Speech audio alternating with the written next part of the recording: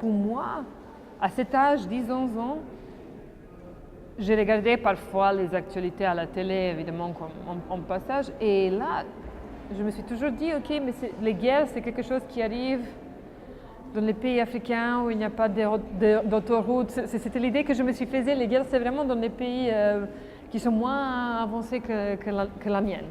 Et du coup, c'est là où le grand choc est arrivé parce que je ne croyais pas que c'était possible. Et je me souviens très, très, très bien de ce moment où en fait quelque chose que tu penses n'est pas possible arrive.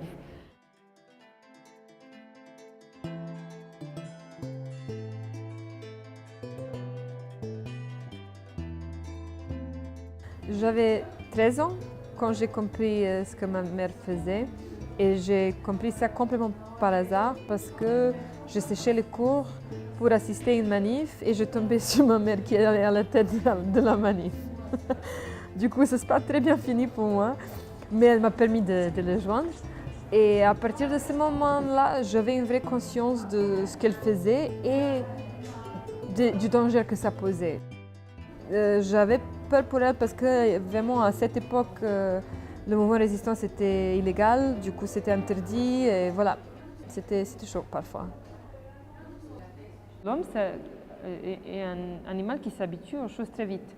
Du coup, une situation arrive où je sais pas, il n'y a plus à manger, mais tu t'habitues, tu ne trouves pas ça normal. Et en fait, la chose qui est vraiment marquante, je pense, quand tu vis ce type d'événement, est que tu t'habitues très, très, très vite à une condition de vie qui est beaucoup plus pire.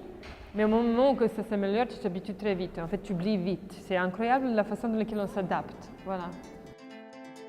Du coup, on a vraiment vécu, disons, trois époques. Il y avait une époque communiste qui se finit en 90, une époque nationaliste, une décennie de guerre de nationalisme, et puis depuis, disons, un truc démocrate. Donc on avait vraiment trois époques. L'époque communiste, vue de le point de vue aujourd'hui, n'était pas du tout si mauvais que ça. C'était même pas du communisme, c'était du socialisme. Et donc l'expérience yougoslave était assez unique, assez à part et assez ouverte.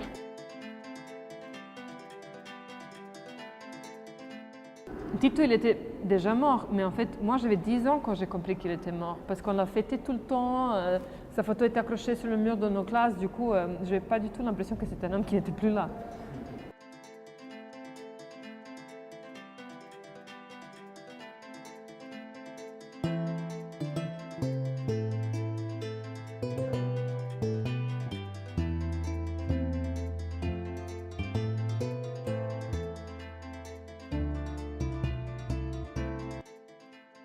Je viens d'un pays qui a changé le nom 3 fois, 4 fois, juste pendant long de ma vie.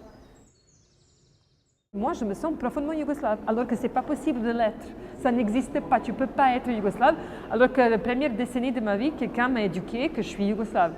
Et du coup, c'est là où tous ces problèmes commencent, et c'est ça que je voulais démontrer dans cette scène.